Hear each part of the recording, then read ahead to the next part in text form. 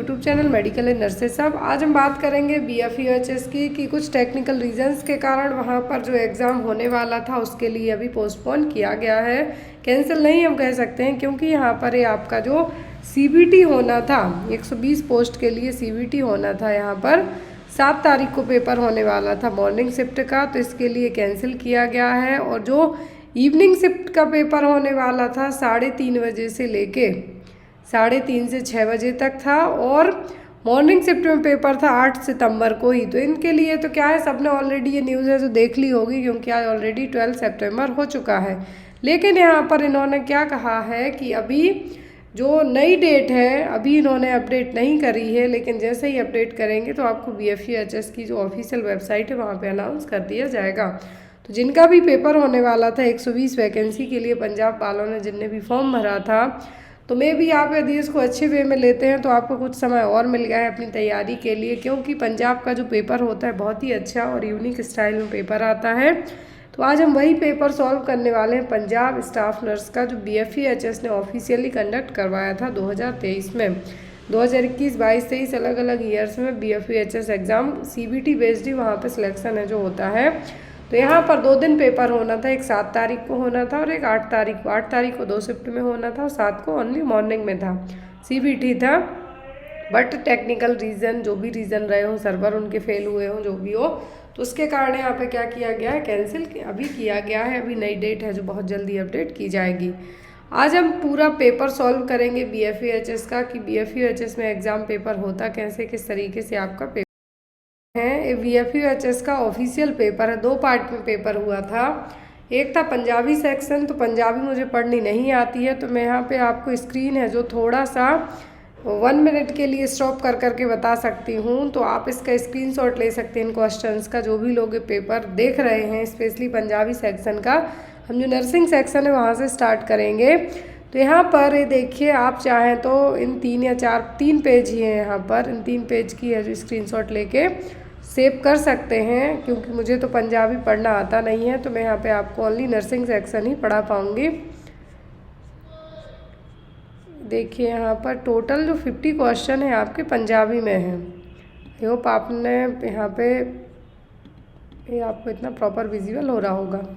तो यहाँ पर मैं बता दूं कि जो भी लोग पेपर दे रहे हैं BFUHS के लिए, पंजाब स्टाफ नर्स का ऑफिशियल पेपर है, और जो लोग पेपर दे रहे हैं तो उनके मन में डाउट ज़रूर आता है कि मैम ने जो बुक निकाली है क्या वो BFUHS वाले पढ़ सकते हैं। यस, बिल्कुल पढ़ सकते हैं। अभी आप देखना जो क्वेश्चंस आपको अभी इस पेपर में देखने को मिलेंगे, उसी तरीके के क्वेश्चन आप यदि किसी पर्टिकुलर स्टेट का पेपर उठा के देखेंगे, NHM का, CHO का, या फिर चैनल की कोई भी सीरीज़, तो आपको समझ में आ जाएगा कि जो मैम ने बुक निकाली है वो उनके लिए हेल्पफुल है या नहीं। मेरी तरफ से तो 200% है कि आपको बुक बहुत हेल्पफुल होगी, स्पेशली आपका जो नर्सिंग कंटेंट आता है उससे लेके, क्योंकि जब आप 6-7 हज़ार क्वेश्चन लगाएंगे, सॉल्व करेंगे, तो आपको फ़ायदा तो मिलेगा ही मिलेगा। तो चलिए हम यहाँ पर नेक्स्ट सेक्शन इसको सॉल्व करेंगे। और जो भी लोग चैनल पर नए हैं, प्लीज़ चैनल को सब्सक्राइब करके बेल आइकन बटन को ज़रूर प्रेस करके रखें, ताकि आपकी कभी भी कोई भी क्लासेस है जो मिस ना हो पाए। होप आपको इतना तो प्रॉपरली विजिबल हो ही रहा होगा। आपको बहुत ही इजी क्वेश्चन आए थे, कुछ क्वेश्चन 1 लाइनर है, कुछ 4-5 लाइनर है, लेकिन क्वेश्चन का जो यहाँ पर मीनिंग है बहुत ही सिंपल है। तो यहाँ पर जो क्वेश्चन नंबर 51 है, हम इसको फर्स्ट से ही स्टार्ट करेंगे। तो यहाँ पर जो क्वेश्चन में कहा गया है आपको, which of the following is known to have a role in wound healing. ये देखिए, वुंड हीलिंग में कौन है जो हेल्प करेगा, vitamin A, vitamin K, C, या फिर B कॉम्प्लेक्स कैटेगरी के विटामिन। तो यहाँ पर यदि आपको मैं बता दूँ, अभी हाल फिलहाल में जो बहुत सारे एग्ज़ाम हो रहे हैं उनमें पेयर मैचिंग क्वेश्चंस बहुत आ रहे हैं। बहुत का मतलब यदि 100 क्वेश्चन आ रहे हैं तो आपको 20 क्वेश्चन है जो पेयर मैचिंग के भी आ रहे हैं, तो आपको डरना नहीं है। मैं आपको ये फर्स्ट क्वेश्चन में इसलिए बता रही हूँ कि मैं भी आप इस बार CBT दें अपना पंजाब का, आपको एक साइड 4 है जो विटामिन दे दिए जाए, दूसरे साइड है तो उनके फंक्शन दे दिए जाएँ, या उनका रोल दे दिया जाए, या फिर उनकी जो एक्सेस है वो आ जाए, या डेफिशिएंसी के कारण होने वाली बीमारी है जो बता दी जाए, डिसीज़ बताई जाए। तो आपको इस तरीके से क्वेश्चंस है जो आ सकते हैं। तो बहुत ही सिंपल सा क्वेश्चन है। तो वुंड हीलिंग में कौन सा विटामिन हेल्प करता है, एज ऑल सबको पता होगा कि वो होता है विटामिन C। कौन सा? Vitamin C. अगले क्वेश्चन में और यदि विटामिन के की बात करें तो एंटीकोगुलेंट है, ब्लड के रक्त की थक्का जमने में हेल्प करता है। विटामिन बी कैटेगरी के विटामिन की हम बात करें तो ये पानी में घुलनशील विटामिन है, विटामिन बी कॉम्प्लेक्स और सी, ये दोनों। बाकी ए डी ई के फैट सॉल्यूबल हैं। तो इस तरीके से आपको क्वेश्चन हैं जो आ सकते हैं। अगले क्वेश्चन में कहा गया है which of the following is considered as the most important aspect of hand washing. तो हैंड वॉशिंग का सबसे इम्पोर्टेंट जो एस्पेक्ट है, पॉइंट है, वो क्या होगा? सोप, वाटर, फ्रिक्शन या फिर टाइम। ये भी बहुत ही इजी क्वेश्चन है। तो जब भी आप अपने हैंड वॉश करते हैं तो यदि आपने पानी से धुल लिया, टाइम ले लिया, साबुन भी बहुत अच्छी टॉप क्वालिटी की ले ली, लेकिन लगा के तुरंत पानी में वॉश कर दिए, तो क्या आपके हाथ साफ होंगे? नहीं। इसके लिए इम्पोर्टेंट क्या होता है? फ्रिक्शन, रगड़ना। फ्रिक्शन का मतलब होता है रगड़ना। तो आप यदि लोकल शॉप से भी हैंड वॉश करते हैं लेकिन प्रॉपर फ्रिक्शन यूज़ करेंगे, प्रॉपर रगड़ेंगे, तो वो आपके हाथ क्लीन होंगे कंपेयर टू हाई क्वालिटी के। तो यहाँ पर क्या होगा आपका? फ्रिक्शन। अगले क्वेश्चन में है आपको the process of introduction of weekend pathogen into human body is called. तो जो किसी भी डिसीज़ का वीकेंड पैथोजन आपकी बॉडी में इंट्रोड्यूस कराना क्या है? अटेन्यूएशन, इम्यूनाइजेशन, वैक्सीनेशन या फिर नन ऑफ दीज। बहुत ही ईजी क्वेश्चन है। तो अभी रिसेंट में सॉरी आई थिंक मेघालय में एक वैक्सीन ड्राइव्ड केस आया था पोलियो का। गवर्नमेंट ने क्या कहा था?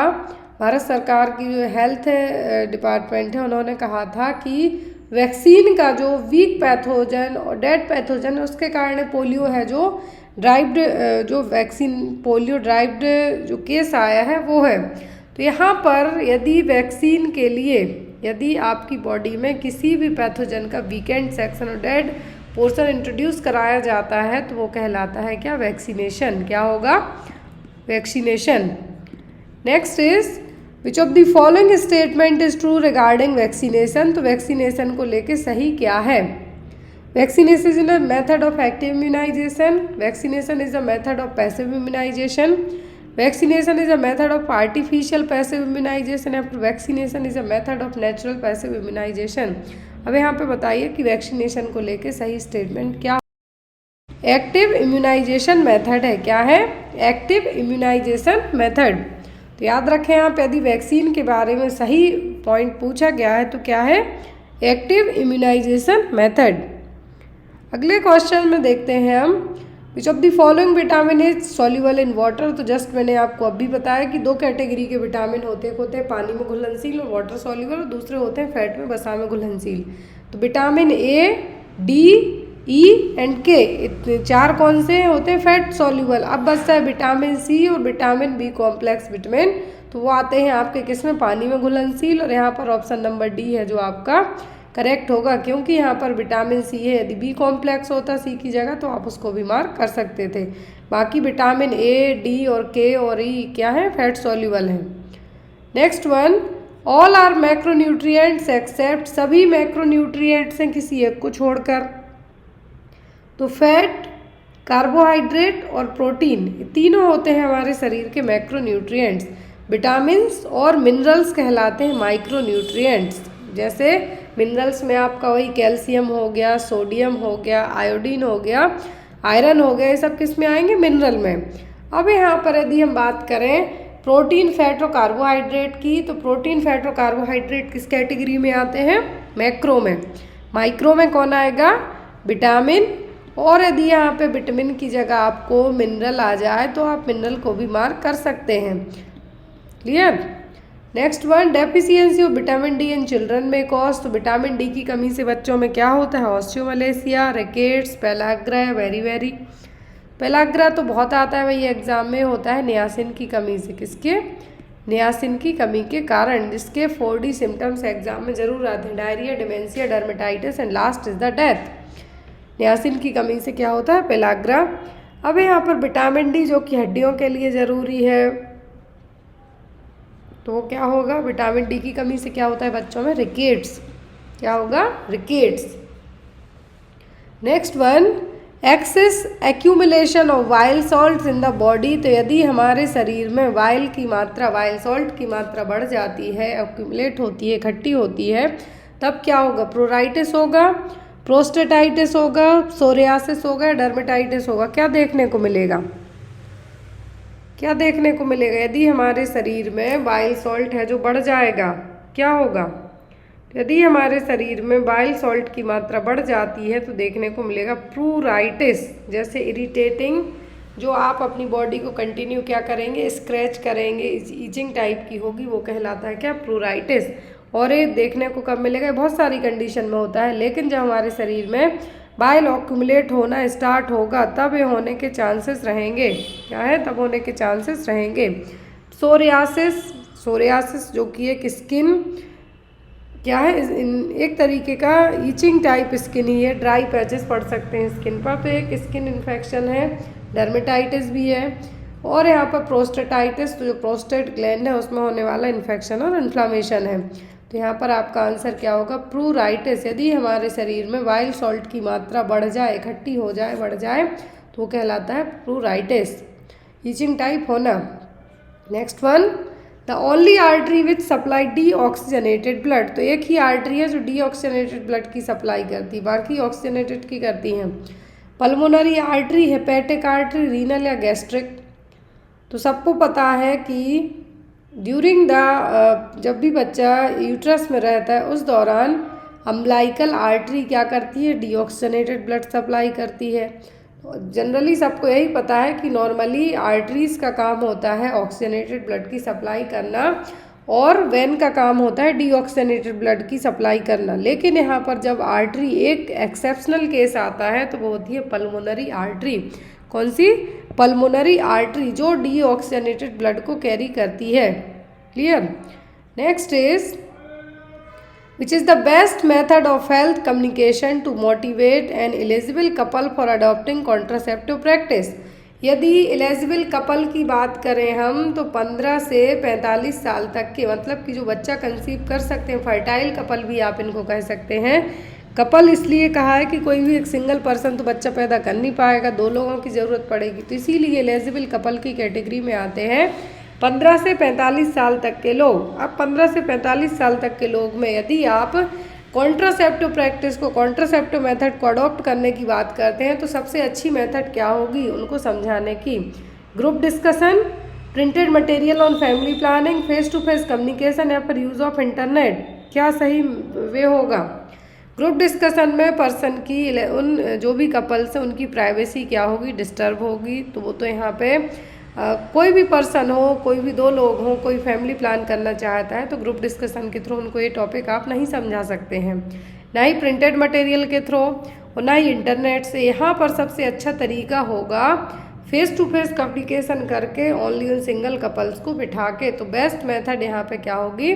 Face to face communication. क्या होगा? Face to face communication. एक और क्वेश्चन आता है, यदि न्यूली वेड्स कपल की बात करें हम कि न्यूली वेड्स कपल में कोई भी कॉन्ट्रासेप्टिव मेथड अपनाने के लिए पूछा जाता है, तब आप क्या बताएंगे? OCP pills. और यदि कोई हार्ट के पेशेंट या कोई किसी को कोई सीवियर डिसीज़ है उसके लिए पूछा जाए तब आप उनको कह सकते हैं डायफ्राम और कॉन्डोम यूज़ करने की एडवाइस दे सकते हैं। Next one, oral administration of vitamin A solution periodically to pre school and school children is an example of. Orally vitamin A solution है जो दिया जाता है बच्चों को, ओरली विटामिन ए है जो दिया जाता है स्कूल गोइंग चिल्ड्रन और प्री स्कूलर को। तो ये किसका एग्जाम्पल है? Primordial prevention, primary prevention, secondary prevention या फिर टर्सरी प्रिवेंशन, किस तरीके के प्रिवेंशन का एग्जाम्पल हो गए? तो आप डिसीज़ होने के पहले ही उसको बचाने के लिए आफ्टर 9 मंथ की एज के बाद बच्चों को मीजल्स वैक्सीन के साथ में ओरली विटामिन ए भी दिया जाता है। वो ये आता है आपका प्राइमरी प्रिवेंशन में। किस में? प्राइमरी प्रिवेंशन में। Next, airborne precaution for a patient with pulmonary tuberculosis has to be taken until. तो एयरबोर्न प्रिकॉशन का मतलब है आप जो भी मास्क पहनते हैं, एयरबोर्न प्रिकॉशन के लिए आपके लिए बेस्ट क्या होता है? मास्क। तो यहाँ पर पल्मोनरी टीबी वाले पेशेंट में आपको कब तक एयरबोर्न प्रिकॉशन बरतना है? जब तक ट्यूबरकुलिन टेस्ट नेगेटिव ना आ जाए, patient no longer has the disease, no tubercle bacilli present in the sputum, या फिर patient temperature is return to normal. तो तो यहाँ पर आपको जब तक एयरबॉर्न प्रिकॉशन बरतना है, क्योंकि टीबी के पेशेंट में टीबी पॉजिटिव कब कंसीडर की जाती है, तो ट्यूबरकुलिन टेस्ट से। लेकिन सबसे ज़्यादा एयरबॉर्न की जब हम बात करें तो वो होगा छींकना खांसना, मतलब कि स्पुटम में ट्यूबरकुल बैसिलाई तो नहीं है उस दौरान तक। यदि स्पुटम में ट्यूबरकुल बैसिलाई प्रेजेंट नहीं है उस टाइम तक आपको एयरबॉर्न प्रिकॉशन बरतना होगा। So here is the correct answer is कि जब भी बैसिलाई, टीबी का बैसिलाई क्या होता है, माइकोबैक्टीरियम ट्यूबरकुल जो बैसिलाई है प्रेजेंट ना हो स्पुटम में, तब तक हमें क्या करना है, एयरबॉर्न प्रिकॉशन है जो बरतना होगा। नेक्स्ट है ORS solution contain all of the following except, ORS में सब कुछ है किसी एक को छोड़कर। ग्लूकोज, बाइकार्बोनेट, सोडियम क्लोराइड या फिर कैल्शियम लैक्टेट क्या नहीं होगा ये ORS में। तो विदिन, जब भी आप ORS घोलते हैं तो विदिन 24 आवर के अंदर यूज़ कर लेना है। आफ्टर दैट यदि बचा है तो उसको आपको क्या करना है, डिस्कार्ड करना है, थ्रो आउट कर देना है। ORS दिया क्यों जाता है, ओरल डिहाइड्रेशन सॉल्यूशन, यदि लूज मोशन के कारण डिहाइड्रेशन हुआ हो, वॉमिटिंग के कारण हुआ हो या डिहाइड्रेशन फील कर रहे हैं तब दिया जाता है। तो इसमें ग्लूकोज होता है, बाइकार्बोनेट होता है, सोडियम क्लोराइड मतलब कि NaCl जो कि सॉल्ट है वो होगा, लेकिन कैल्शियम लैक्टेट नहीं होगा, कैल्शियम लैक्टेट है जो नहीं होगा। Next one, metronidazole is the drug of choice for, तो मेट्रोनिडाजोल किसके लिए है, bacterial infection, viral, anaerobic bacterial infection या फिर एरोबिक बैक्टीरियल इन्फेक्शन, किसके लिए दी जाती है मेट्रोनिडाजोल। तो आपने देखा होगा कि बच्चों में जब लूज मोशन वगैरह स्टार्ट होते हैं तो उनमें ओफ्लॉक्सासिन के साथ में मेट्रोनिडाजोल भी दे दी जाती है। क्यों दी जाती है, ये दी जाती है किसी भी बैक्टीरियल इन्फेक्शन के कारण, इन्फेस्टेशन के कारण। तो यहाँ पर भी क्या होगा आपका आंसर, एनारोबिक, क्या एन एरोबिक बैक्टीरियल इन्फेक्शन को ट्रीट करने के लिए मेट्रोनिडाजोल को as a drug of choice के तौर पे यूज़ किया जाता है। Next one, the first and most common symptom of interception in children, ये क्वेश्चन एग्जाम में आया था, ये क्वेश्चन एग्जाम में आया था ESIC पेपर में पेयर मैचिंग में पूछा गया था। इंटरसेप्शन का कॉमन साइन इंटरसेप्शन था, पाइलोरिक स्टेनोसिस था, इस तरीके से आपको क्वेश्चन थे, और आई थिंक अपेंडिसाइटिस भी था। तो यहाँ पर कॉमन सिम्टम क्या इंटरसेप्शन का, pain in abdomen, diarrhoea, vomiting या फिर एब्डोमिनल डिस्टेंशन, क्या होगा इंटरसेप्शन की कंडीशन में क्या देखने को मिलेगा। तो जो इंटरसेप्शन की कंडीशन है इसमें होता क्या है कि ऐसी कंडीशन क्या है, ऐसी कंडीशन है एक तरीके से जिसमें इंटेस्टाइन का एक पार्ट है जो दूसरे पार्ट में क्या हो जाए, एक तरीके से हमें कह सकते हैं रोल आउट हो जाए, क्या हो जाए, रोल आउट हो जाए। तो यहाँ पर इंटरसेप्शन की कंडीशन में हम यहाँ पे ये कह सकते हैं कि एक तरीके से आपकी जो इंटेस्टाइन है क्या है, ये जो इलियोसिकल पार्ट होता है वहाँ पे सबसे ज़्यादा अफेक्टेड होंगी, नैरो टाइप हो जाए तो वो कंडीशन होगी। तो यहाँ पर सबसे कॉमन सिम्टम होगा वो होगा पेन इन द एब्डोमेन, क्या होगा, pain in the abdomen. Next one, coeliac disease is due to the sensitivity of, तो सीलियक डिसीज में किसकी सेंसिटिविटी होती है, दूध की, व्हीट की, मैजे की या फिर मीट की। सीलियक डिसीज़ में सबसे ज़्यादा जो इंटॉलरेंस देखने को मिलती है वो होती है व्हीट के कारण, किसके कारण, व्हीट के कारण। तो यहाँ पे आपका आंसर क्या होगा, सीलियक डिसीज़ में होगा आपका गेहूँ। आपने बहुत सारे लोगों में सुना होगा कि जो ग्लूटेन, जिन लोगों को ग्लूटेन से एलर्जी होगी, ग्लूटेन से एलर्जी होना मतलब गेहूँ, गेहूँ में बहुत ज़्यादा ग्लूटेन होता है, एक प्रोटीन है ग्लूटेन प्रोटीन, उसकी प्रेजेंस के कारण आपका इम्यून सिस्टम एक अलग तरीके से रिएक्ट करता है, वो कहलाती है सीलियक डिसीज़। और सीलियक डिसीज़ के कारण जैसे ही आपने ग्लूटेन वाले आइटम खाए, ग्लूटेन जिन चीज़ों में वो खाए और आपकी बॉडी है जो आप पे एक तरीके से है जो अटैक करना स्टार्ट कर देती है। Next one, the drug of choice to treat giardiasis, तो जियार्डियासिस के लिए कौन सी ड्रग है जो यूज़ की जाएगी, ऑप्शन में है मेवेंडाजोल, मेट्रोनिडाजोल, पिप्रेजिन या फिर वेप्रेनियम, क्या यूज़ किया जाएगा।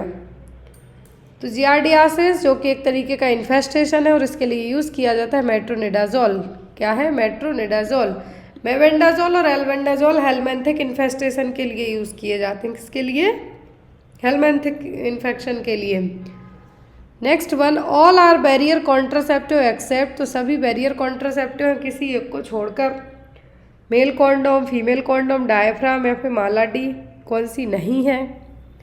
तो यहाँ पे डायफ्राम है, फीमेल कॉन्डोम, कॉन्डोम भी है, बैरियर का काम करेगी, तो वो क्या होगी यहाँ पर? माला डी नहीं होगी। माला डी OCP पिल्स की कैटेगरी में कंसीडर की जाएंगी, जिसमें टोटल 28 पिल्स होती हैं, जिसमें से 21 हार्मोनल होती हैं, बाकी 7 है जो आयरन की टैबलेट रहेंगी। Next one, carriers are more dangerous than case because they, carriers मतलब वाहक, वाहक ज़्यादा डेंजरस हैं किसी भी केस के कारण, because of increase virulence, increase duration of disease, more infectious या फिर इन्फेक्ट मोर पीपल। क्यों? कैरियर्स, आपने हेल्दी कैरियर नाम सुना होगा कि लेट से मैं हेल्दी हूँ बट मेरे अंदर कोई डिसीज़ फैलाने की क्षमता है, मेरे अंदर डिसीज़ फैलाने की क्षमता है, मैं बट हेल्दी हूँ, तो क्या सोच के बाहर निकलेंगे कि मैं तो भाई हेल्दी हूँ, अब चलो घूम फिर के आते हैं, लेकिन आपको खुद पता नहीं है कि आप दूसरों को बीमारी फैलाने का काम कर रहे हैं। ऐसे केस में ज़्यादा लोग अफेक्ट होंगे। क्या होंगे? ज़्यादा लोग अफेक्ट होंगे। तो यहाँ पे आपका आंसर क्या होगा? In fact more people. केस मतलब कि पता है, डायग्नोस है आप, तो आप अपने आप को आइसोलेट कर लेंगे यदि दिमागदार होंगे तो यहाँ पर केस से उतनी प्रॉब्लम नहीं होगी जितनी किससे होगी? करियर से, क्योंकि कभी कभी करियर्स वाहक हैं जो एक से ज़्यादा लोगों को भी अफेक्ट कर सकते हैं। Next one, child with respiratory insufficiency is best monitored with, तो बच्चे को यदि सांस लेने में दिक्कत हो रही है, इनसफिशियंसी है, तो यहाँ पर मॉनिटरिंग किससे बेस्ट होगी? Respiratory function test, blood gases, pulse oximetry या ब्लड पीएच से, किससे सबसे अच्छे से पता चलेगा? तो बच्चे को सांस लेने में दिक्कत हो रही है, नहीं, उसका सबसे अच्छे से पता चलेगा पल्स ऑक्सीमीटर से। किससे? पल्स ऑक्सीमीटर से। Next one, when the nurse is inserting a nasogastric tube on a toddler, toddler means 1 to 3 year, जो सबसे ज़्यादा चिड़चिड़ी एज, सबसे इरिटेटिंग एज होती है बच्चों की, बहुत जिद टाइप के बच्चे होते हैं इस उम्र में, टोडलर ग्रुप में, तो जो भी बच्चों में NG ट्यूब इंसर्ट करते हैं, following restraint would be the most appropriate for the nurse to use, तो रिएस्ट्रेंट कौन से यूज़ किए जाएंगे? Mummy restraint, club hitch, elbow या फिर जैकेट रिएस्ट्रेंट, क्या अपनाया जाएगा? NG ट्यूब में बच्चे के हमें हाथ पैर हिलने डुलने से क्या करना है? प्रिवेंट करना है, तो उस दौरान हम कौन सा रिएस्ट्रेंट अपनाएंगे? मम्मीज़ रिएस्ट्रेंट। पीडियाट्रिक में आपने, पीडियाट्रिक की जो कॉलेज टाइम पे आपकी क्लासेस होती होंगी, एक कपड़ा लिया जाता है और बच्चे को एक तरीके से रैप किया जाता है, नेक के नीचे का हिस्सा, वो कहलाता है मम्मी रिएस्ट्रेंट। क्या होता है? मम्मी रिएस्ट्रेंट। इस तरीके से आपने देखा होगा, एक कपड़े को इस साइड फोल्ड किया, देन पूरा बच्चे को रैप किया जाएगा, वो होता है मम्मी रिएस्ट्रेंट। हॉस्पिटल एक्वायर्ड इन्फेक्शन, तो सबको पता है हॉस्पिटल एक्वायर्ड इन्फेक्शन होता कब है? जब आप हॉस्पिटल में 48 से कितना, 48 से यदि 72 घंटे तक रह लिए हों, उसके बाद आपको जो इन्फेक्शन हो सकता है वो कहलाता है हॉस्पिटल एक्वायर्ड इन्फेक्शन। और नोजोकोमियल इन्फेक्शन, क्या होगा? Nosocomial infection. अपॉर्चुनिस्टिक का मतलब तो होता है मौका देख के फ़ायदा उठाएं, जो भी बैक्टीरिया आपकी बॉडी में एंट्री कर जाए वो है। Next one, family planning refers to the practice that, family planning का मतलब क्या होता है? Avoid unwanted birth, bring about wanted births, regulate spacing between pregnancies या फिर ऑल ऑफ दी अबव। तो फैमिली प्लानिंग प्रैक्टिस का मतलब होता है कि अनवांटेड बर्थ, अनवांटेड बर्थ का मतलब जब बच्चा नहीं चाहिए उस दौरान आप कॉन्ट्रासेप्टिव मेथड अपना सकते हैं, जब ज़रूरी हो तब उनको रिमूव करवा सकते हैं, मतलब वांटेड बर्थ। स्पेस दे सकते हैं, एक बच्चे जब दूसरा बच्चा चाहते हैं तो 1 साल 2 साल जितना भी स्पेस देना चाहते हैं, बहुत सारी मेथड्स हैं, उनको अपना सकते हैं। तो फैमिली प्लानिंग का मतलब होता है क्या? सभी, all of the above. Next one, the most important stage of nursing process, तो नर्सिंग प्रोसेस की टोटल 5 स्टेज होती हैं। फर्स्ट होती है आपकी असेसमेंट, डेटा कलेक्ट करते हैं आप, सब्जेक्टिव डेटा, ऑब्जेक्टिव डेटा। दूसरी होती है आपकी प्लानिंग, दूसरी होगी आपकी डायग्नोसिस। फर्स्ट होती है असेसमेंट, दूसरा होगा आपका डायग्नोसिस, थर्ड होगा आपका प्लानिंग, फोर्थ होगा आपने जो प्लान किया है उसको इम्प्लीमेंट करना, और फिफ्थ होती है आपकी इवालुएशन मेथड। याद रखें आप, ADPIE, assessment, diagnosis, planning, implementation और इवालुएशन। असेसमेंट में क्या प्रॉब्लम है वो पेशेंट बताएगा और आपने क्या चेक किया वो होगा, ऑब्जर्व किया आपने। देन आफ्टर दैट इसके बाद होगा डायग्नोसिस, जब उसने अपनी प्रॉब्लम बताई, आपने चेक किया, साइन सिम्टम देखे, तो होगा आपका डायग्नोसिस। अब बेस्ड ऑन द डायग्नोसिस आप प्लान करेंगे उसकी केयर के लिए। जो प्लान किया आपने वो होगी आपकी प्लानिंग कि आप उसके ऊपर क्या क्या केयर करने वाले हैं। जब आपने केयर कर दी तो वो होगा इम्प्लीमेंटेशन। प्लान करने के बाद जो भी उसकी केयर की तो वो होगा इम्प्लीमेंटेशन, और जो रिजल्ट निकल के आता है वो कहलाता है इवालुएशन। क्या होगा? इवालुएशन। तो अब यहाँ पे क्वेश्चन में आपको 4 स्टेज दी गई हैं, इनमें से इम्पोर्टेंट स्टेज बताना है कौन सी होगी। तो इम्पोर्टेंट स्टेज यहाँ पे होती है आपकी असेसमेंट ही, फर्स्ट स्टेज ही असेसमेंट है जो सबसे इम्पोर्टेंट होगी। बेस्ड ऑन असेसमेंट के जो आप डेटा कलेक्ट करेंगे उसी के हिसाब से डायग्नोस होगा, प्लान होगा, इम्प्लीमेंटेशन होगा और इवालुएशन होगा। क्लियर है? तो यहाँ पर इम्पोर्टेंट स्टेज पूछें तो क्या होगी? Assessment. Next one, the duty to protect privileged information is called. तो आपकी ड्यूटी में क्या है? प्रिविलेज्ड इंफॉर्मेशन को प्रोटेक्ट करना क्या कहलाएगा? मोरल्स, एथिक्स, ऑनेस्टी या फिर कॉन्फिडेंशियलिटी।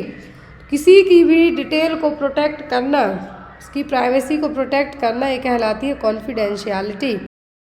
प्राइवेसी को, उसकी जो इन्फॉर्मेशन है उसको प्रोटेक्ट करना आपकी क्या कहलाएगी? ड्यूटी, और वो होगी आपकी कॉन्फिडेंशियलिटी। लेट से किसी पर्सन को HIV एड्स है, यदि वो आपसे कहता है कि आप उसके फैमिली या उसकी वाइफ को ना बताएं, तो आपको उसकी जो भी डॉक्यूमेंट्स हैं, जो भी इंफॉर्मेशन है, जब तक पेशेंट आपको खुद ना कहे आप उसके फैमिली को है जो इन्फॉर्म नहीं कर सकते हैं। और ये कहलाएगा क्या? आपका कॉन्फिडेंशियलिटी मेंटेन करना अपने पेशेंट और आपके बीच में, हेल्थ केयर प्रोफेशनल और पेशेंट के बीच में जो मेंटेन किया गया है कि इन्फॉर्मेशन नहीं लीक करना है, शेयर नहीं करना है, तो वो है आपकी क्या? कॉन्फिडेंशियलिटी। नेक्स्ट वन, एथिक्स का मतलब यहाँ पे एथिक्स है जो मतलब आपको कुछ गलत नहीं करना है, आप जो ओथ लेते हैं आपके, वो आपके एथिक्स में आएंगे। Next is to protect the personal space the nurse. तो यदि किसी पर्सन के, यदि कोई पेशेंट आपके हॉस्पिटल में एडमिट है तो आपको उसके पर्सनल स्पेस को प्रोटेक्ट करना है। तो क्या करना है? Avoid communication, ensure the curtains are pulled around patient bed, stand 2 metre away from bed, या फिर explain nursing care and procedure. क्या करेंगे आप? तो यदि आप पेशेंट को लेट से इंजेक्शन लगाने गए हैं तब आप वहाँ पे कर्टन पुल आउट कर सकते हैं, लेकिन यहाँ पर कम्युनिकेशन आप यदि नहीं, बात ही नहीं करेंगे और जाके सीधे इंजेक्शन लगा दें तो ये भी गलत होगा। तो ऐसे केस में आपको उसके पर्सनल स्पेस को प्रोटेक्ट करने के साथ साथ अपने प्रोसीजर्स भी करना है पेशेंट के ऊपर। तब आप जाके उसको स्टेप बाय स्टेप पूरा प्रोसीजर क्या करेंगे? एक्सप्लेन करेंगे कि आप उसके साथ करने वाले क्या हैं। तो आपका जो पेशेंट है, जब आप उसको प्रॉपर तरीके से एक्सप्लेन करेंगे तो उसकी प्राइवेसी भी डिस्टर्ब नहीं होगी, और उसके लिए जो आप प्रोसीजर करने वाले हैं वो भी आप प्रॉपर तरीके से कर पाएंगे, पेशेंट भी कोऑपरेटिव रहेगा। तो यहाँ पर आपको क्या करना है कि पूरा नर्सिंग प्रोसीजर आपको पेशेंट के लिए एक्सप्लेन। नेक्स्ट है यहाँ पर, which of the following is classified as subjective data. 2 तरीके का डेटा हम कलेक्ट करते हैं, एक होता है सब्जेक्टिव और दूसरा होता है ऑब्जेक्टिव डेटा। तो यहाँ पर सब्जेक्टिव डेटा क्या है? सब्जेक्टिव का मतलब होता है कि जो चीज़ें आपका पेशेंट है जो आपको बता रहा है, जो चीज़ें पेशेंट आपको बोल रहा है, वो कह रहा है कि मुझे ठंडी लग रही है, मुझे गले में दर्द हो रहा है, मुझे डर लग रहा है, एंजाइटी हो रही है। दैट मीन्स जो भी पेशेंट आपका बोल रहा है, आपको बता रहा है, उसके फैमिली वाले बता रहे हैं, तो वो कहलाता है सब्जेक्टिव डेटा। ऑब्जेक्टिव डेटा का मतलब होता है जो चीज़ें आपने ऑब्जर्व करी, जो चीज़ें आपको दिख रही हैं। जैसे पेशेंट स्लीपी दिख रहा है, डल दिख रहा है, वो आपने नोटिस किया। कोई डिस्ट्रेस नहीं दिख रहा है आपको। हार्ट रेट आपने चेक करके देखी, पल्स रेट चेक की, हार्ट रेट चेक की, रेस्पिरेटरी रेट चेक किया, टेम्परेचर चेक किया, तो ये सब आपके किस में आ जाएंगे? ऑब्जेक्टिव डेटा में, क्योंकि आपने ये सब चीज़ें चेक की हैं, लेकिन जो भी चीज़ें पेशेंट बता रहा है, जो इन्फॉर्मेशन वो आपको दे रहा है, वो सब चीज़ें आपकी आएंगी सब्जेक्टिव डेटा में।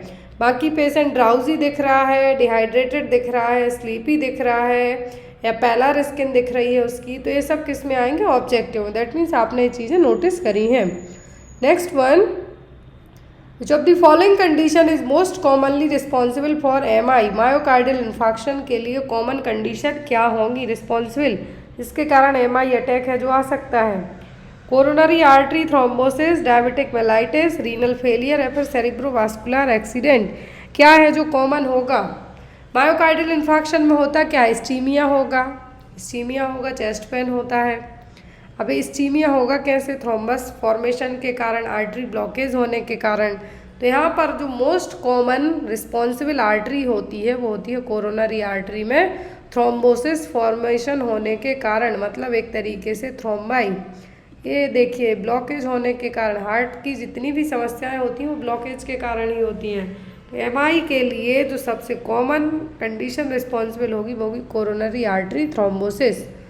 Next one, the primary aim of treatment in heart failure is to. तो हार्ट फेलियर वाले पेशेंट में सबसे आपकी फर्स्ट प्रायोरिटी ट्रीटमेंट क्या होगा? Increase the work of the heart preload and after load, reduce the work of the heart preload and after load, reduce the work of the lungs, या फिर reduce glomerular filtration rate. Normal GFR कितनी होती है? 125। तो यहाँ पर जब भी हार्ट फेलियर की सिचुएशन हो तो जो हमें हार्ट पे पड़ने वाला प्रेशर है उसको कम करना है।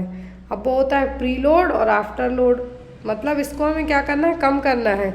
बढ़ाएंगे तो पर्सन को, हार्ट फेलियर के पर्सन को बचाने की जगह पर्सन ऊपर चला जाएगा। तो यहाँ पे क्या करना है हमें? हार्ट का जो प्रीलोड और आफ्टर लोड है इन दोनों को क्या करना है? हमें कम करने की कोशिश करना है। नेक्स्ट है cessation of breathing for short period. यदि कुछ समय के लिए सांस रुक जाए तब क्या कहेंगे? डिस्निया, ऑर्थोपनिया, एपनिया, फिर ब्रेडिपनिया। तो ब्रेडिपनिया में तो बिलो 16 चली जाए यदि रेस्पिरेटरी रेट तो वो कहलाएगा। ऑर्थोपनिया का मतलब होता है कि आप लेटे हैं और सडनली खड़े होते हैं तो आपको सांस लेने में दिक्कत होने लगे। डिस्निया का मतलब सांस लेने में होने वाली डिफ़िकल्टी, ब्रीदिंग डिफ़िकल्टी। एपनिया मतलब कुछ सेकंड के लिए, देखिए यदि यहाँ पे कहते सेसेशन ऑफ ब्रीदिंग मतलब एपनिया, और यदि यहाँ पे पेन डिस्कम्फर्टेबल कहते, सांस लेने में दिक्कत होना कहते, तब कहते डिस्निया। और यदि 16 से कम आती रेस्पिरेटरी रेट तो वो कहलाती ब्रेडिपनिया। अब यहाँ पर कुछ शॉर्ट पीरियड, कुछ सेकंड के लिए सांस का स्टॉप हो जाना कहलाता है क्या? एपनिया। क्या होगा? Apnoea. Next one, Midway through a blood transfusion a patient complain of severe back pain, what should the nurse do? यदि ब्लड ट्रांसफ्यूजन के दौरान, क्या है? ब्लड ट्रांसफ्यूजन के दौरान यहाँ पर सीवियर बैक पेन स्टार्ट होने लगे पेशेंट को, तब आप क्या करेंगे? Reassure the patient and continue the infusion, stop the transfusion, take vital sign, inform the nurse in charge, speed up the transfusion to complete it quickly, administer analgesia to make the patient comfortable. यहाँ पर क्या करेंगे आप? जब भी आपको blood transfusion के case में पेशेंट को किसी भी तरीके का पेन, सिवरिंग होना, या फिर बहुत ज़्यादा ठंडी लगना या अनकंफर्टेबल फील होना, तो ऐसे केस में इमीडिएट इफेक्ट में आपको ट्रांसफ्यूजन स्टॉप करना है। देन वाइटल साइन चेक करना है, इवन नॉर्मल भी आते हैं। इन दैट केस आपको आपकी जो नर्स इंचार्ज है या फिजिशियन है वहाँ पे अवेलेबल, उनको आपको जो इन्फॉर्म करना है। अपने मन की वहाँ पे तो बिल्कुल भी नहीं करते जाना है, नहीं तो पेशेंट को तो लेने के देने पड़ेंगे ही, साथ में आपको भी पड़ेंगे। The 3 P's of pain management are, pain management के लिए 3 P's हैं, वो क्या है? Posture, physiological care and pharmacology. Physical care, physiological care and position, physical care, physiology care and pharmacology, या फिर physical care, psychological care and pharmacology. Pain management में 3 P होते हैं, जैसे आपने नॉर्मल लेबर के लिए 3 P पढ़े हैं, पावर, पैसेंजर एंड पेल्विक। तो यहाँ पर जो 3 P है, यहाँ पर पेन मैनेजमेंट के 3 P में होता है फिजिकल केयर। फिजिकल केयर का मतलब जहाँ पे दर्द हो रहा है वहाँ पे। साइकोलॉजिकल केयर मतलब मेंटली आपको कितना स्ट्रांग है, आप कितना दर्द सहन कर पा रहे हैं। फार्माकोलॉजिकल मतलब मेडिसिनल केयर। तो यहाँ पर 3P क्या होंगे, फिजिकल केयर, साइकोलॉजिकल मतलब मेंटल, और फार्माकोलॉजिकल मतलब जो आपकी मेडिकेशन दी जा रही है वो। तो 3Ps यहाँ पे होंगे आपके। नेक्स्ट है इन्फेक्शियस एजेंट आर।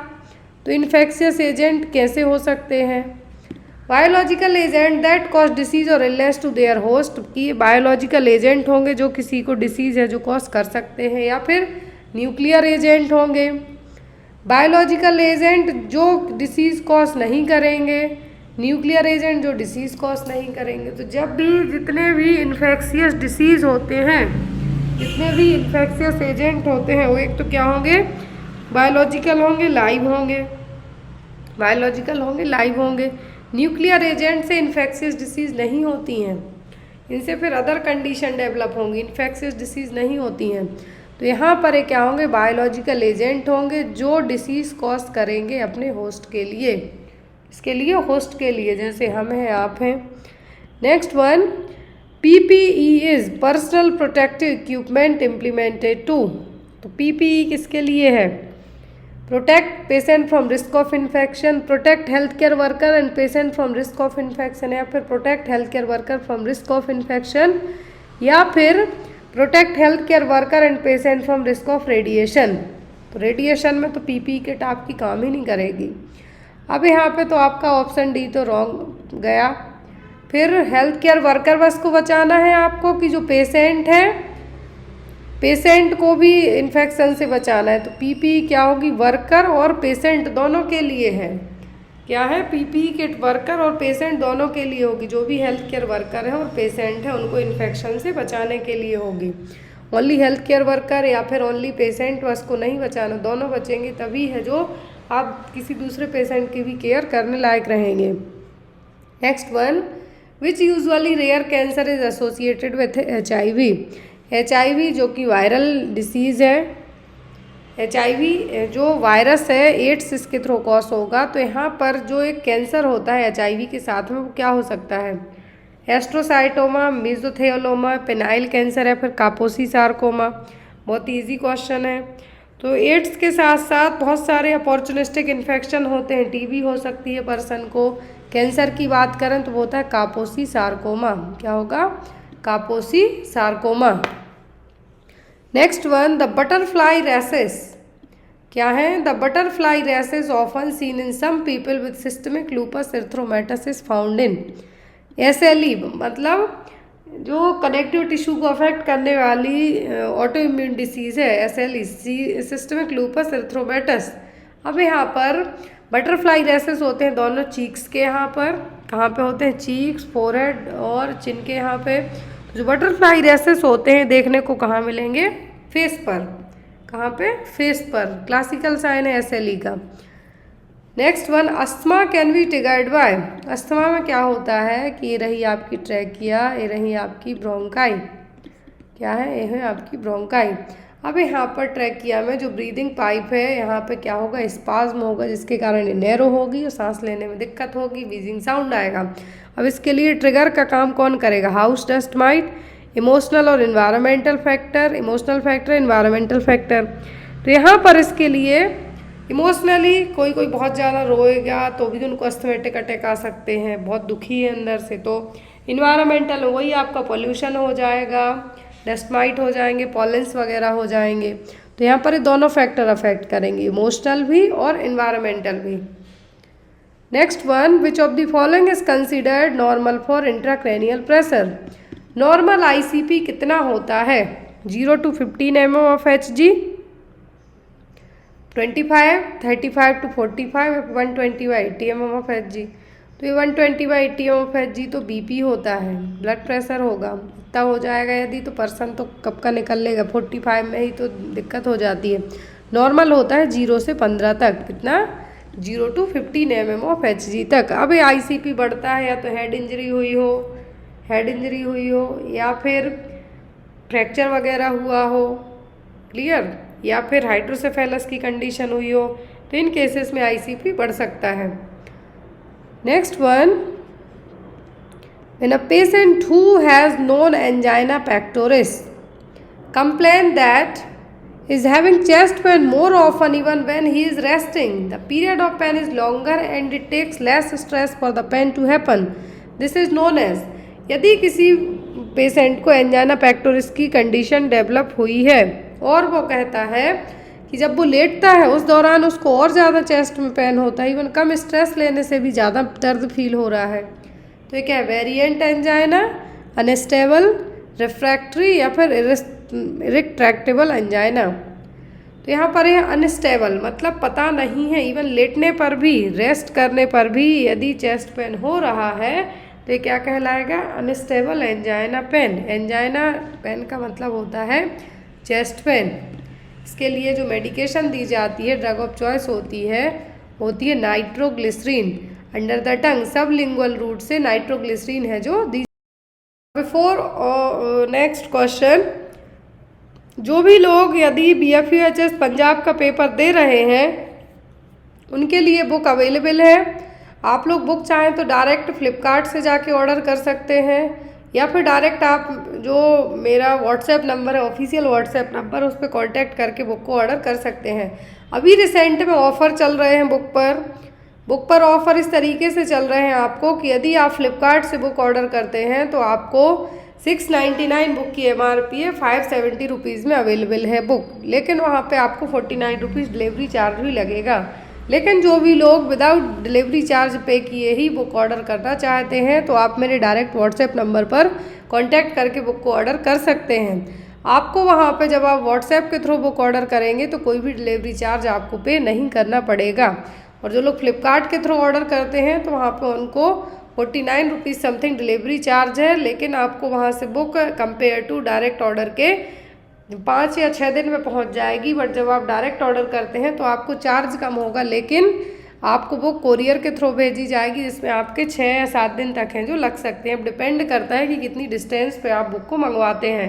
लेकिन जब आप डायरेक्ट बुक ऑर्डर करते हैं तो आपको फ़ायदा ये होगा कि इवन आप किसी गाँव लेवल पर भी बुक मंगवाना चाहते हैं तो बुक आपकी वहाँ तक पहुँचाई जाएगी। नेक्स्ट क्वेश्चन है यहाँ पर आपको, what is the most important test for iron stores. तो आयरन स्टोर के लिए सबसे इम्पॉर्टेंट टेस्ट कौन सा है? ऑप्शन में यहाँ पर serum calcium, serum ferritin, serum iron या फिर नन ऑफ द अबव। तो यहाँ पर आयरन स्टोर्स का मतलब है कि जो भी आप खाते पीते हैं क्या वो डायरेक्ट एज आयरन फॉर्म में आपकी बॉडी में जाके स्टोर होता है? नहीं, ये होता है फेरेटिन फॉर्म में। इलियम, जो स्मॉल इंटेस्टाइन का इलियम पार्ट है, वहाँ पर सबसे ज़्यादा आयरन और फेरस सल्फेट का क्या होता है, स्टोरेज होगा। तो ये होता है हमारी बॉडी में फेरेटिन के फॉर्म में। किसमें? फेरेटिन के फॉर्म में जनरली। तो यहाँ पर टेस्ट पूछा है कि हमारे शरीर में आयरन का जो एब्जॉर्प्शन हुआ है, आपके लिए डॉक्टर यदि टेस्ट लिखते हैं कि आपकी बॉडी में आयरन की कमी है नहीं, तो उसके लिए आयरन का टेस्ट डायरेक्ट नहीं लिखेंगे, ये यहाँ पे आपको लिखा जाएगा फेरेटिन। कौन सा इम्पोर्टेंट टेस्ट होगा कि आपकी बॉडी में पर्याप्त मात्रा में आयरन है या नहीं, तो होगा सीरम फेरेटिन टेस्ट। क्या होगा? Serum ferritin test. Next one, which of the following would be the most appropriate first line treatment for a person with primary generalised tonic clonic seizure. Question देखें आप लोग, प्राइमरी फर्स्ट लाइन ट्रीटमेंट पूछा है patient को यदि generalised tonic clonic seizures आए हैं तो डिगॉक्सिन, सोडियम बालप्रोएट, फेनिटोइन या फिर डाइज़ेपाम। इस तरीके से यदि tonic clonic seizure, febrile seizure या किसी भी तरीके के सीजर्स आपको पूछे जाएं तो सीजर्स के लिए यदि ड्रग ऑफ चॉइस की बात की जाती है, ड्रग ऑफ चॉइस की बात की जाए तो कौन सी होगी? डिगॉक्सिन होगी, बालप्रोएट होगी, फेनिटोइन होगी कि डाइज़ेपाम। तो आप इनमें से कौन सी चूज़ करेंगे? कि first line treatment with the primary generalised tonic clonic seizures और दूसरी है फेनिटोइन। तो इन दो में से आप किसको मार्क करेंगे? तो फेनिटोइन जनरली यदि फेब्राइल सीजर्स आते हैं, कभी कभी इन दोनों का मिक्सअप है जो दिया जाता है, दोनों है जो मिक्स्ड फॉर्म में भी कुछ बच्चों को या बड़ों को दिए जाते हैं यदि टॉनिक क्लॉनिक सीजर्स की कंडीशन है तब। लेकिन यहाँ पर फर्स्ट लाइन ट्रीटमेंट की बात करें हम तो होगी सोडियम बालप्रोएट। क्या होगी? सोडियम बालप्रोएट। फेनिटोइन भी सीजर्स के लिए ड्रग ऑफ चॉइस है, लेकिन यहाँ पे यदि डायरेक्ट पूछें एंटी एपिलेप्टिक ड्रग तो दोनों एंटी एपिलेप्टिक हैं, लेकिन डायरेक्ट पूछें कि एपिलेप्सी के ट्रीटमेंट में कौन सी ड्रग देंगे, तब आपको कहना है फेनिटोइन। क्या कहना है? फेनिटोइन। लेकिन यहाँ पर कहा गया है कि मोस्ट एप्रोप्रिएट और प्राइमरी फर्स्ट लाइन ड्रग पूछा है, तब आप क्या कहेंगे? Sodium valproate. Next is What are the advantage of using a pen like insulin delivery device? तो nowadays है जो nowadays सबक्यूटेनियस जो इंसुलिन इंजेक्ट किया जाता है, तो एक पेन जैसी डिवाइस को इस्तेमाल किया जाता है। कैसे? पेन जैसी डिवाइस यूज़ की जाएगी। उस पेन जैसी डिवाइस के यूज़ करने का क्या एडवांटेज होगा? Shorter injection time, accurate dose delivery, lower cost with reusable insulin cartridges, या फिर use of smaller gauge needle. क्यों यूज़ किए जाते हैं? तो पेन लाइक इंसुलिन के देने का जो मेन रीज़न होता है, जो डिवाइस यूज़ की जाती है उसका रीज़न होता है कि एक्यूरेट डोज की डिलीवरी हो सके, मतलब जितने डोज की ज़रूरत है उतना ही डोज है जो दिया जाए। क्लियर है? जितने डोज की ज़रूरत है उतना डोज ही दिया जाए। Next one, which of the following is the most common cause of goitre? Goitre के लिए पूछा है, जो घेंघर होता है, घेंघा, उसके लिए मोस्ट कॉमन रीज़न क्या होगा? आयोडीन की कमी, आयोडीन की एक्सेस, क्वाशियोरकर, या फिर इंसुलिन की डेफिशिएंसी। तो यहाँ पर ग्वाइटर किसकी कमी से होगा? कॉमन रीज़न क्या होगा ग्वाइटर के लिए? घेंघा जिसको आप कहेंगे, तो इसके लिए रीज़न होता है आयोडीन की कमी। क्या होगा? खाने में आयोडीन की कमी होना। अगला क्वेश्चन है यहाँ पर, what length of the catheter tip should be inserted into the rectum for giving enema to an adult patient? तो यदि किसी एडल्ट में आप एनीमा देते हैं, इवैक्यूएंट एनीमा दे रहे हैं, आप कुछ मेडिसिन इंसर्ट करने के लिए दे रहे हैं, कार्बोनेटिव दे रहे हैं, जो भी एनीमा आप दे रहे हो, तो यहाँ पर एनीमा के लिए एनीमा इंसर्ट कर एनीमा देते टाइम तो कैथेटर टिप है, इसको कितना अंदर तक रेक्टम में आप इंसर्ट करेंगे, घुसाएंगे? 2.5 सेंटीमीटर टू 5 टू 7.5, या फिर 7.5 टू 10, या फिर 10.5 टू 12 सेंटीमीटर। कितने सेंटीमीटर तक एडल्ट में यदि बात की जाए तो आप इंसर्ट करेंगे रेक्टम के? तो वो गए यहाँ पर आपका 7.5 से 10 सेंटीमीटर तक। बच्चों में कहें तो 2.5 इज ओके, लेकिन एडल्ट में बात की जा रही है तो 7.5 टू 10 सेंटीमीटर तक। नेक्स्ट है यहाँ पर, which one of the following is the antidote for heparin? तो हेपेरिन का एंटीडोट क्या होगा? Potassium sulphate, protamine sulphate, magnesium sulphate, या फिर मॉर्फिन सल्फेट। क्या है यहाँ पर? हेपेरिन का पूछा है।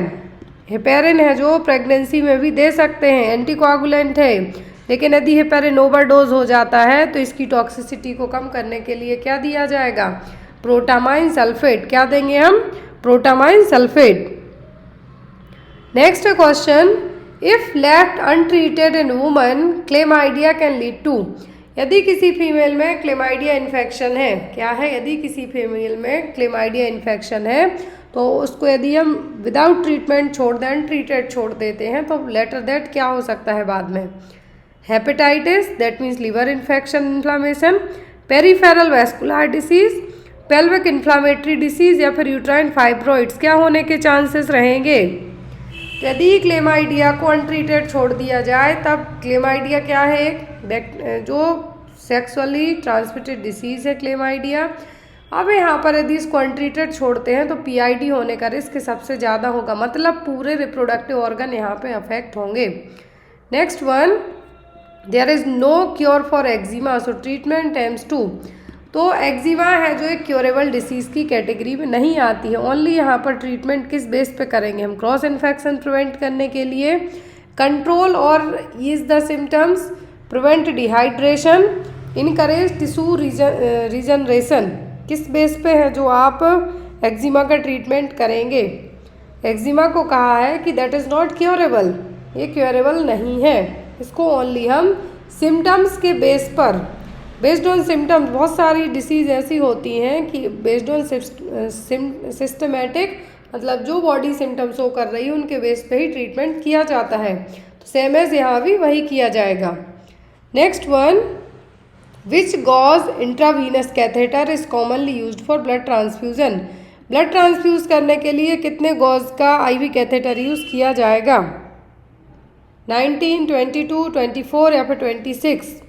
जनरली जब कुछ एक्सीडेंटल ट्रॉमा वगैरह की कंडीशन हुआ हो तब है जो जितना ज़्यादा यहाँ पर जो इंटरनल साइज होती है वो नंबरिंग बढ़ती जाएगी, मतलब जो हमें यहाँ पे कह सकते हैं कि ट्यूब का जो यहाँ पर साइज है वो कम है। जितनी छोटी जो काउंटिंग है, नंबरिंग है, मतलब जो ट्यूब का डायमीटर, इंटरनल डायमीटर वो ज़्यादा है। तो यहाँ पर 19 गॉज है जो ब्लड ट्रांसफ्यूजन है जो यूज़ किया जाएगा। कैथेटर जो आईवी कैथेटर की साइज है कितनी होगी? In which colour of dustbin nurse will discard the vial of injection methotrexate? Methotrexate को यदि एज अ नर्स आप डिस्कार्ड करना चाह रहे हैं तो किस कलर के डस्टबिन में आप डालेंगे? वाइट, ब्लू, रेड या फिर ग्रीन? किस कलर का डस्टबिन आप अपनाएंगे यदि मीथोट्रैक्सेट को डिस्कार्ड करते हैं तब? तो मीथोट्रैक्सेट को जब भी आप डिस्कार्ड करते हैं, क्या है, मीथोट्रैक्सेट को डिस्कार्ड कर रहे हैं तो किस कलर के डस्टबिन में डालेंगे? तो पहली चीज़ तो मीथोट्रैक्सेट क्या है? एक मीथोट्रैक्सेट है जो यहाँ पर जनरली यूज़ किसके लिए की जाती है? तो ये जनरली अलग अलग टाइप के कैंसर को ट्रीट करने के लिए यूज़ की जाती है। अब जो कैंसर वाली मेडिसिन होती हैं तो इनको डिस्कार्ड करेंगे हम किस कलर में? वाइट कलर के बैग में। किस में आपको यहाँ पर डिस्कार्ड करना है? वाइट कलर के बैग में। Next is a circulating nurse is anticipated to perform which of following role? तो सर्कुलेटिंग नर्स किस तरीके का रोल प्ले करेगी? Assisting the surgeon, count all sponge post operatively, performing surgical scrub या फिर verifying the consent? Circulating nurse का क्या काम होगा? तो यहाँ पर स्पंज को after post operative, surgical scrub, तो इस जो स्क्रब नर्स है वो उनका काम होगा। सर्जन को असिस्ट करना, ये तीनों काम किसके होंगे? स्क्रब नर्स के। लेकिन यहाँ पर सर्कुलेटिंग नर्स का काम क्या होगा? वेरीफाइंग द कॉन्सेंट, कॉन्सेंट को चेक करना। Successful communication has 3 main components. Communication process यदि सक्सेसफुल बनानी है हमें, जब मैं आपसे बात करती हूँ तो यदि प्रॉपर वे में हमारी बात हो रही है तो उसके लिए 3 कंपोनेंट्स कौन से होंगे? वर्बल, नॉन वर्बल और ambitious. Listening, eye contact and responding. Paying attention, paraphrasing in reporting या फिर सेंडर, रिसीवर एंड मैसेज। क्या है जो एक प्रॉपर कम्युनिकेशन प्रोसेस के लिए ज़रूरी है? कम्युनिकेशन प्रोसेस के 3 मेन कंपोनेंट होते हैं। सेंडर मतलब मैसेज भेजने वाला, जिसने रिसीव किया हो, मैसेज में क्या लिख के भेजे हो वो आपका मेन कंपोनेंट्स यहाँ पे कहलाएंगे। Next, in nasogastric drainage the nurse should note. तो जो नेजोगैस्ट्रिक ड्रेनेज हो रहा है तो यहाँ पर क्या नोट करेंगे आप? Acidity of drainage, order of drainage, colour, amount and type या फिर ऑल ऑफ दी अबव? जी, नेजोगैस्ट्रिक ड्रेनेज करवाया जा रहा है तो उसका कलर कितना अमाउंट में है, किस टाइप का है? अमाउंट, कलर और टाइप यहाँ पर मेनली आपको चेक करना है। 3 चीज़ें। कलर से पता चलेगा कि किस तरीके का है, कितना अमाउंट में आ रहा है और किस टाइप का ड्रेनेज है। इसमें जो एसिडिक वे में है या फिर यहाँ पर एसिडिक के अलावा यहाँ पर हम ये कह सकते हैं कि कुछ इन्फेक्शन के कारण तो नहीं है, तो ये सब चीज़ें इससे पता चल जाएंगी। Next one, what is the term used for normal respiratory rhythm in depth in a client? ये हमने स्टार्टिंग में ही पढ़ा था, स्टार्टिंग में पढ़ा था जब ये टर्मिनोलॉजी दी थी। यूपनिया, एपनिया, ब्रेडिपनिया और टैकिपनिया। तो यदि कुछ समय के लिए सांसें रुकती हैं तो वो एपनिया, 20 से ज़्यादा रेस्पिरेटरी रेट होती है तो वो है टैकिपनिया। ब्रेडिपनिया मतलब कि कम होना रेस्पिरेटरी रेट का। यूपनिया का मतलब होता है नॉर्मल। यूपनिया का मतलब क्या होता है?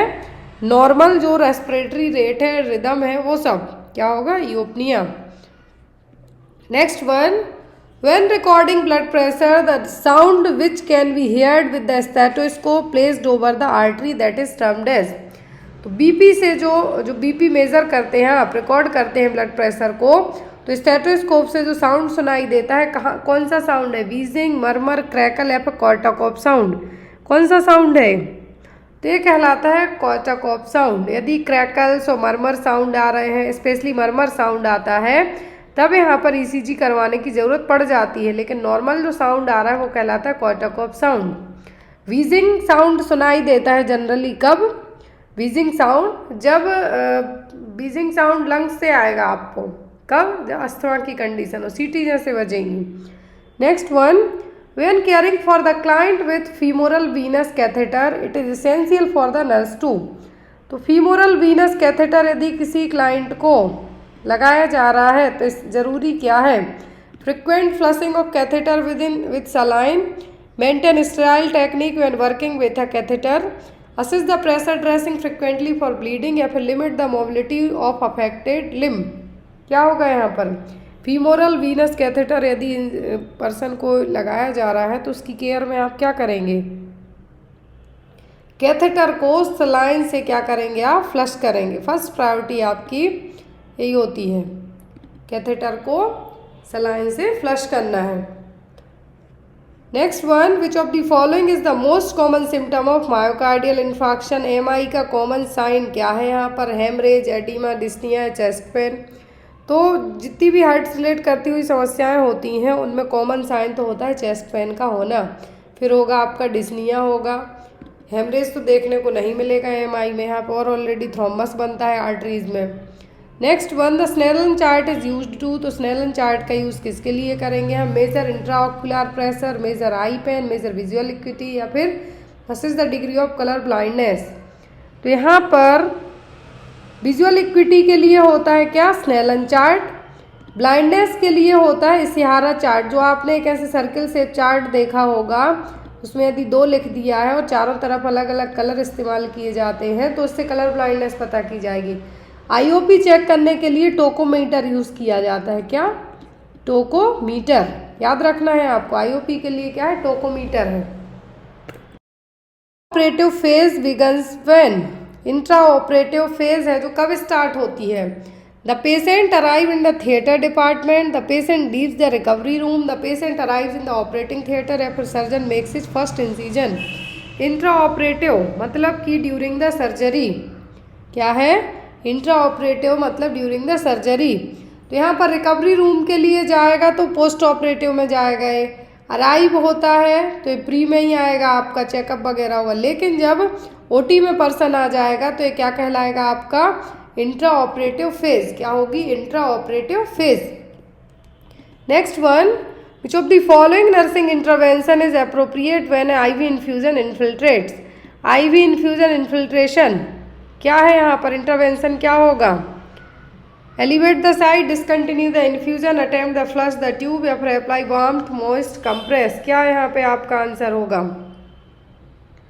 तो यहाँ पर हमेशा, जैसे मैंने आपको स्टार्टिंग में क्वेश्चन था ब्लड ट्रांसफ्यूज़न को लेके, कि वही जब ट्रांसफ्यूज़न आप चाहे ब्लड कर रहे हो या आईवी इन्फ्यूज़ कर रहे हो तो इन्फिल्ट्रेशन, स्वेलिंग, ईचिंग, ठंड लगना, सिवरिंग होना, ये सब कंडीशन होती हैं। तो आपकी फर्स्ट प्रायोरिटी होती है डिसकंटिन्यू करना। क्या होगी?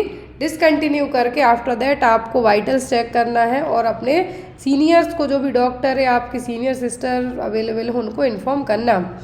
नेक्स्ट है colour coding for nitrous oxide cylinder. तो नाइट्रस ऑक्साइड सिलेंडर किस कलर के होते हैं? Black, black with white shoulder, या फिर French blue. Nitrous oxide cylinder होते हैं कैसे? फ्रेंच ब्लू कलर के। कैसे? फ्रेंच ब्लू कलर के। ब्लैक विथ वाइट शोल्डर तो होते हैं ऑक्सीजन के। किसके? ऑक्सीजन के।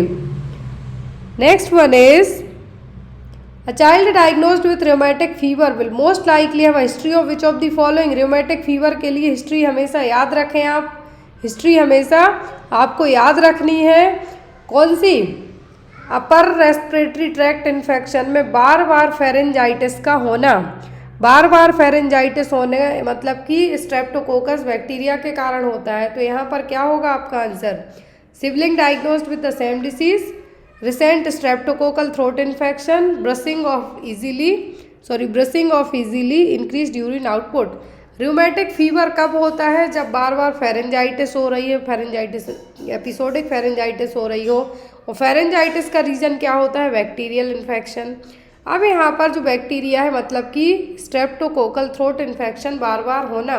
यदि फेरेंजाइटिस है तो ठीक है, यदि आपको ऑप्शन में स्ट्रेप्टोकोकाई थ्रोट इन्फेक्शन आता है तो आप उसको भी मार्क कर सकते हैं। रूमेटिक फीवर एक ही बार में आपको डायग्नोस नहीं होगा, यदि आपको बार बार फेरेंजाइटिस की हिस्ट्री हो रही हो या स्ट्रेप्टोकोकल थ्रोट इन्फेक्शन हो रहा हो तब इसके होने के चांसेस आपको हैं। Next is a client has been diagnosed with hypertension, the priority nursing diagnosis would be। तो यदि किसी पर्सन का बीपी हाई हो रहा है, हाइपरटेंशन का मतलब होता है ब्लड प्रेशर जो 120/80 120/80 mmHg से ज़्यादा जाना, दैट मीन्स हाइपरटेंशन, और बिलो आएगा कम आएगा तो हाइपोटेंशन। यदि किसी पर्सन को हाई बीपी की समस्या है तो एज अ प्रायोरिटी आपका नर्सिंग डायग्नोसिस क्या होगा? Ineffective health maintenance, impaired skin integrity, deficient fluid volume या फिर पेन, क्या आपका नर्सिंग डायग्नोसिस बनेगा? तो बीपी बढ़ेगा तो इनफेक्टिव हेल्थ मेंटेनेंस होगा आपका, स्किन इंटीग्रिटी, फ्लूइड वॉल्यूम और पेन ये सब बाद की बात है, पेन तो नहीं होगा, लेकिन बीपी बढ़ने में क्या होगा? इनफेक्टिव हेल्थ मेंटेनेंस, और दूसरी चीज़ें भी डिस्टर्ब होंगी साथ में। अगला क्वेश्चन है, a pregnant women in labour in 9 centimetre dilated and wants to push, the nurse should. Pregnancy में 9 सेंटीमीटर डायलिटेशन हुआ है, लेबर रूम में है एक लेडी, अब यहाँ पर पुश करना चाहती है तो एज अ नर्स आप क्या करेंगे? Have her pain blow during the contraction, place her leg in strip for facilitate pushing, encourage her to bear down with each contraction, if review the pushing technique taught in antenatal clinic, क्या आप यहाँ पे करेंगे? तो यहाँ पर as a nurse यदि 9 centimetre dilatation हुआ है, मैं बता दूं कि मैक्सिमम यदि डायलेटेशन की बात करें लेबर के दौरान, जो फर्स्ट स्टेज ऑफ लेबर होती है यहाँ पर सर्विक्स 10 सेंटीमीटर बस डायलेट होती है। यदि 9 सेंटीमीटर होती है तब यहाँ पे आपको क्या करना है? Have her pain blow during the contraction. Next is during antenatal checkup, क्या है? During antenatal checkup client asked the nurse why menstruation ceases once pregnancy occurs, the nurse best response would be that this occurs because of the। तो यदि यहाँ पर antenatal checkup में कोई client आपकी पूछती है कि पीरियड्स क्यों स्टॉप हो जाते हैं, जैसे ही प्रेगनेंसी कंफर्म होती है तो पीरियड्स स्टॉप होने का रीज़न क्या है, तो एज अ नर्स आप उसको क्या रिस्पॉन्स देंगे? Reduction in the secretion of hormone by the ovaries, production of the oestrogen progesterone by the ovaries, secretion of LH produced by the pituitary, या फिर secretion of oestrogen hormone produced by the ovary. तो यहाँ पर periods stop होने का reason क्या होगा? Menstruation stop क्यों हो जाते हैं? जैसे ही प्रेगनेंसी कंसीव होती है तब। यदि प्रेगनेंसी में ब्लीडिंग होती है तो रिस्की प्रेगनेंसी है, हाई रिस्क प्रेगनेंसी है, लेकिन यदि प्रेगनेंसी कंसीव होती है तो पता कैसे चलेगा कि आप प्रेग्नेंट हैं? एवरी मंथ फीमेल में 28 डेज 30 डेज की मेंस्ट्रुअल साइकिल होती है, एक साइकिल 5 to 6 डेज जो फ्लो होता है, यदि वो ना आए तब डाउटफुल रहेंगे, और यदि आप सेक्सुअल एक्टिव हैं तब। तो यदि आपकी क्लाइंट पूछती है तब आप क्या कहेंगे कि ओवरीज ने जो हार्मोन बनाना है क्या कर दिया है? कम कर दिया है, इसलिए पीरियड्स आना स्टॉप हो जाते हैं, मेंस्ट्रुएशन है जो सप्रेस हो जाते हैं, जिस कंडीशन को क्या कहा जाता है? एमनोरिया। क्या कहेंगे हम? एम। Client who has missed 2 menstrual period is complaining of vaginal bleeding and one-sided lower quadrant pain. Nurse suspect that this client has। तो यहाँ पर एज अ कोई भी क्लाइंट आपके पास आता है जिसके 2 menstrual period क्या हो चुके हैं? मिस हो चुके हैं, लेकिन आफ्टर दैट वेजाइनल ब्लीडिंग हो रही है और एक साइड लोअर क्वाड्रेंट पेन हो रहा है, तो यहाँ पर आप उसको क्या एक्सप्लेन करेंगे? Abruption placenta, ectopic pregnancy, incomplete abortion है और रप्चर ऑफ ग्राफियन फॉलिकल्स हुआ है, क्या आप उसको समझाएंगे? यदि 2 मेंस्ट्रुअल पीरियड स्टॉप रहे हैं, आफ्टर दैट वेजाइनल ब्लीडिंग हो रही है और एक साइड लोअर क्वाड्रेंट पेन हो रहा है, नीचे की तरफ पेन हो रहा है एक साइड में, वन साइडेड, तो ये ना तो एब्रप्शन ऑफ प्लेसेंटा होगा, प्लेसेंटा में पेनलेस ब्लीडिंग होती है, क्या है? पेनलेस वेजाइनल ब्लीडिंग होती है। इनकम्प्लीट अबॉर्शन में है जो पीरियड्स 2 मंथ से है जो पीरियड्स स्टॉप रहे हैं लेकिन ब्लीडिंग के साथ में पेन हो रहा है, तो ये क्या कहलाएगा, एक्टोपिक प्रेगनेंसी, क्योंकि एक साइड पेन हो रहा है। तो एक्टोपिक प्रेगनेंसी में किसी भी एक साइड जो फैलोपियन ट्यूब के किसी भी एक साइड प्रेगनेंसी कंसीव होके इम्प्लांट हो जाएगी, इसके कारण यदि ब्लीडिंग होती है और साथ में पेन भी होगा। Next one, nurse observe the clients amniotic fluid, the nurse decide that it appears normal because it is. तो यदि कोई भी नर्स एमनियोटिक फ्लूइड को ऑब्जर्व करती है तो एज अ नर्स डिसाइड कैसे करेगी कि ये नॉर्मल है। Clear and dark amber coloured containing threads of mucus, milky greenish yellow containing threads of mucus, clear almost colourless containing little white specks, या फिर क्लाउडी ग्रीनिश येलो। क्या यहाँ पे सही होगा, मतलब कि नॉर्मल एमनियोटिक फ्लूइड कैसा होगा। Normal amniotic fluid term pregnancy में 800 ml तक है जो रहेगा। जैसे जैसे प्रेगनेंसी आफ्टर 37 वीक के बाद आके कंटिन्यू होती है या तो ये कम होने लगता है, कुछ केसेस में 2000 ml से ज़्यादा हो जाता है, जिस कंडीशन को कहा जाता है पॉलीहाइड्रोमनियास। अब यहाँ पर क्लियर कलरलेस होगा, लेकिन जिसमें साथ में थोड़े थोड़े वाइट कलर के स्पेक्स भी होंगे। क्या होगा, क्लियर ऑलमोस्ट कलरलेस बट साथ में वाइट कलर के स्पेक्स भी रहेंगे। Next one, nurse obtain a specimen of clear nasal drainage from the client with head injury. Which of the following test differentiate mucus from the CSF?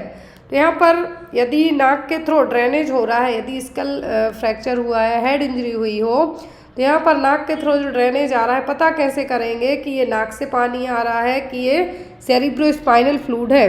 Test कराएंगे तो क्या एक specific चीज़ होगी कि ये म्यूकस से डिफ्रेंशिएट करेगा कि ये CSF है या म्यूकस आ रहा है। प्रोटीन स्पेसिफिक ग्रेविटी, ग्लूकोज या फिर माइक्रो ऑर्गेनिज्म, किससे पता चलेगा, तो ये पता चलेगा प्रोटीन से, ग्लूकोज से। किससे, ग्लूकोज से पता चलेगा। ग्लूकोज की जगह कभी कभी एग्जाम में जो क्वेश्चन पेपर में शुगर भी लिख दिया जाता है। तो यहाँ पर म्यूकस और CSF के बीच का जो डिफरेंस निकलेगा वो कैसे निकल के आएगा, होगा ग्लूकोज से। Next is the therapeutic effect of magnesium sulfate for client with pre-eclampsia would be demonstrated by। तो MgSO4 दिया जाता है प्री-एक्लेम्सिया में, MgSO4 दिया जाता है प्रेगनेंसी में, प्री-एक्लेम्सिया का केस हो यदि तब। प्री-एक्लेम्सिया में होता क्या है, हाई ब्लड प्रेशर के साथ में प्रेगनेंसी इंड्यूस्ड हाइपरटेंशन भी इसको कह सकते हैं, लेकिन इसमें एक्लेम्प्टिक फिट्स नहीं आती हैं। तो उन्हीं को प्रिवेंट करने के लिए MgSO4 दिया जाता है। तो क्या चेक करेंगे, increase blood pressure, decrease respiratory rate, increase urinary output या फिर डिक्रीज यूट्राइन इरेटेबिलिटी, किस चीज़ के लिए चेक किया जाएगा। तो MgSO4 यदि देते हैं तो पेशेंट में हमें क्या डिमॉन्स्ट्रेट करना है, चेक करना है, इंक्रीज यूरिन आउटपुट देखने को मिलेगी। क्या होगी, इंक्रीज यूरिन आउटपुट देखने को मिलेगी।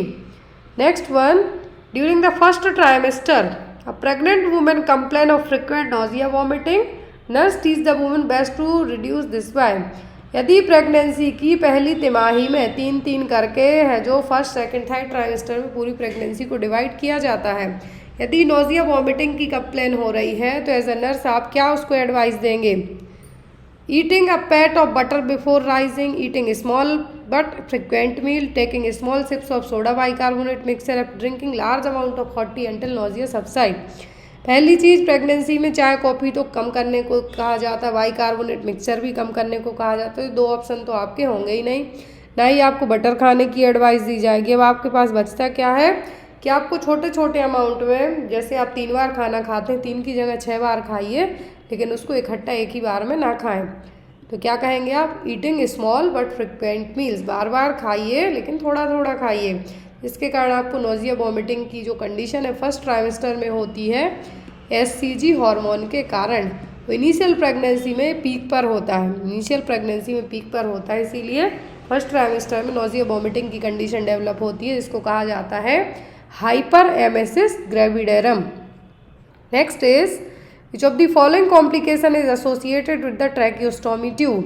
ट्रैकियोस्टोमी ट्यूब के साथ कौन से कॉम्प्लिकेशन डेवलप होते हैं, increased cardiac output, acute respiratory distress syndrome जिसको ARDS कहेंगे हम, BP का बढ़ना, या फिर लैरेंजियल नर्व का डैमेज होना। क्या होगा यहाँ पर, ट्रैकियोस्टोमी ट्यूब के साथ जो कॉम्प्लिकेशन डेवलप होने का रिस्क रहता है सबसे ज़्यादा वो होती है लैरेंजियल नर्व डैमेज होना, ब्रेकआउट होना।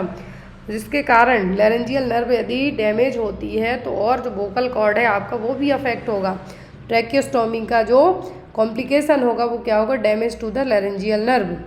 Next one, most common side effect of ECTR, electroconvulsive therapy दी जाती है जब यदि एंटीसाइकोटिक ड्रग काम ना करें। तो ECT का कॉमन साइड इफेक्ट क्या होगा, permanent memory loss and brain damage, fracture and dislocated bones, myocardial infarction, cardiac arrest, temporary memory loss and confusion क्या होने का रिस्क रहता है।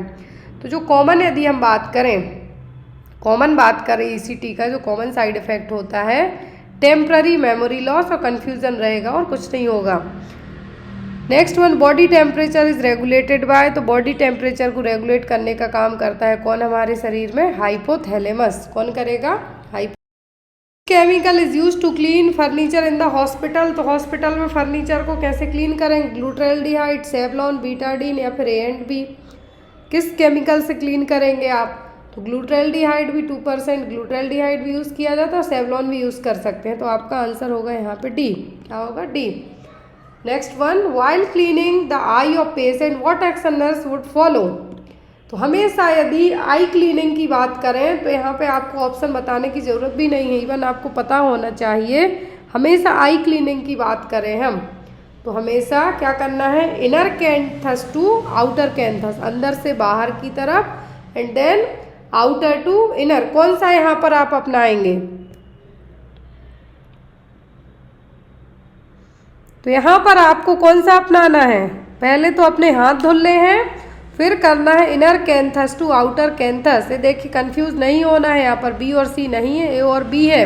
फर्स्ट आपको हमेशा कोई भी प्रोसीजर करते हैं हैंड वॉश करने होते हैं, तो यहाँ पर भी वही है, first you should wash your hand. यदि ये ऑप्शन में नहीं है, आपको कुछ और है, तब आपको डायरेक्ट कहना है inner canthus to outer canthus.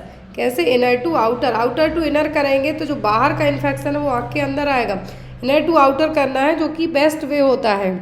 या तो ईयर मेडिकेशन इंस्टॉल करने को पूछ सकते हैं, या या तो थर्मामीटर का बल्ब क्लीन करने को पूछ सकते हैं, या inner canthus to outer canthus eye के लिए पूछ सकते हैं।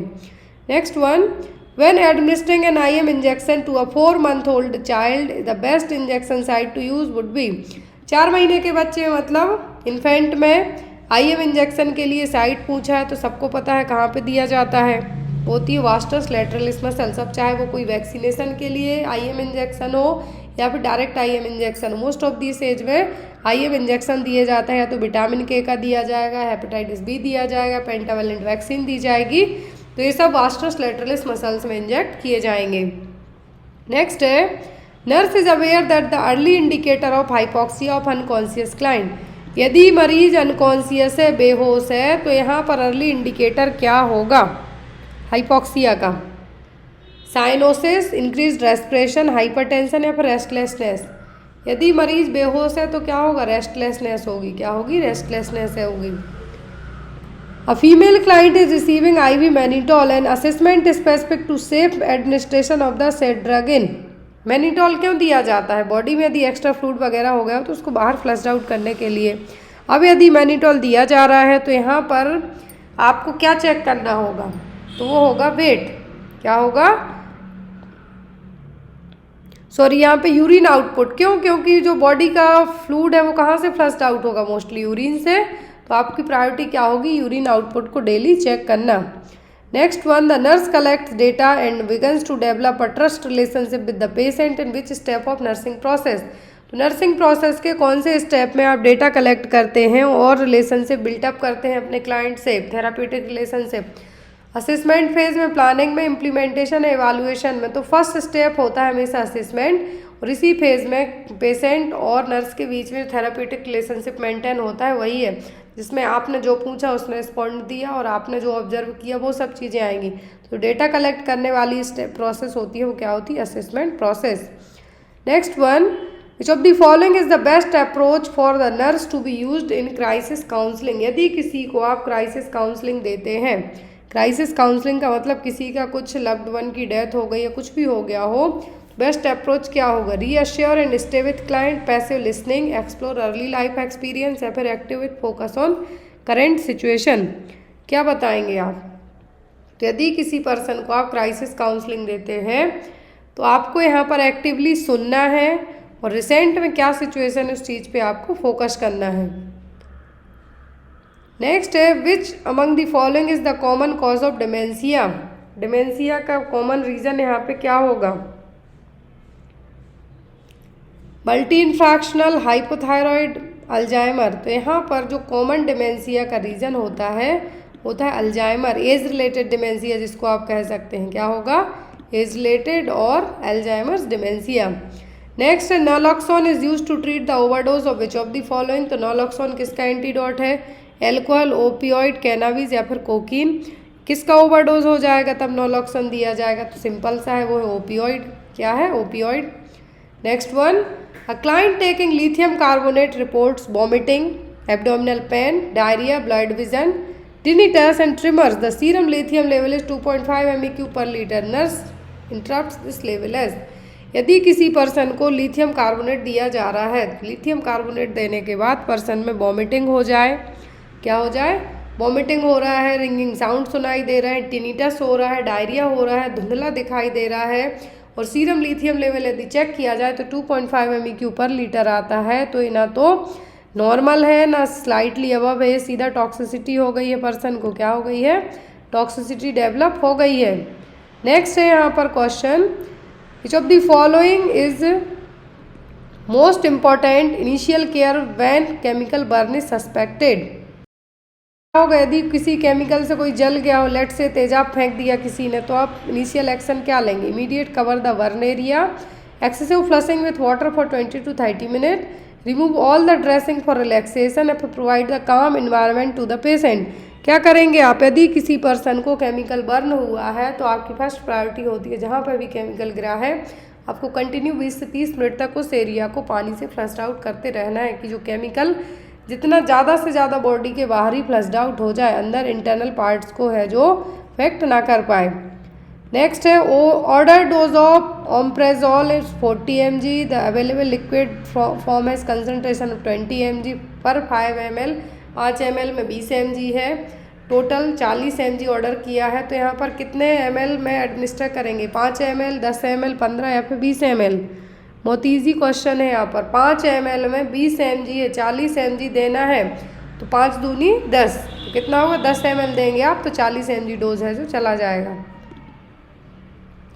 Next one, what is the term used for high pitched musical sound in client during respiratory assessment.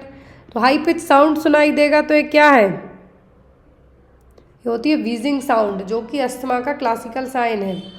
Next one, in brain death all are seen except. Brain death में सब कुछ होगा किसी एक को छोड़कर। Diabetic insipidus, apnoea, constricted pupil, pulse rate unresponsive to atropine. यदि brain death होती है तो प्यूपिल डायलेट होती हैं, कॉन्स्ट्रिक्ट नहीं होंगी। क्या होंगी? डायलेट होंगी, ना कि सिकुड़ेंगी। लास्ट क्वेश्चन है यहाँ पर। नेक्स्ट क्वेश्चन है, atropine sulphate is contraindicated in all except one of the following client. Atropine sulphate सब में कॉन्ट्राइंडिकेटेड, किसी एक को दे सकते हैं लेकिन आप सभी में कॉन्ट्राइंडिकेटेड है, किसी एक को छोड़कर, मतलब उसमें दे सकते हैं। हाई ब्लड वाले को दे सकते हैं, client with bowel obstruction, client with UTI, लेकिन ग्लूकोमा वाले को आप यहाँ पे दे सकते हैं। Next, nurse should recognise that fluid shift in a client with burn injury result from increased in the. यदि फ्लूइड शिफ्ट हो रहा है तो कहाँ पे होगा? बर्न पेशेंट में। Total volume of circulating whole blood, total volume of intravascular plasma, फिर परमेबिलिटी ऑफ कैपिलरी वॉल्स या फिर परमेबिलिटी ऑफ किडनी ट्यूब्यूल्स। क्या होगा यहाँ पर? तो जो फ्लूइड शिफ्ट होगा कहाँ पर? कैपिलरी वॉल की परमेबिलिटी बढ़ेगी। क्या होगी? परमेबिलिटी बढ़ेगी कैपिलरी वॉल की।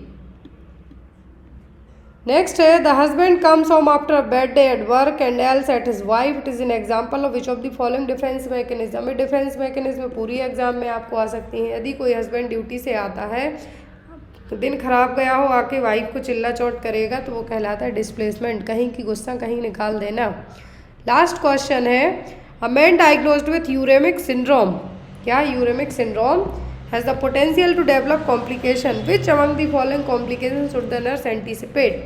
तो यदि किसी क्लाइंट को यूरेमिक सिंड्रोम डायग्नोज हुआ है तो और कौन से कॉम्प्लिकेशन हो सकते हैं? Flapping hand trimmer, elevated haematocrit level, hypotension है, हाइपोकैलेमिया।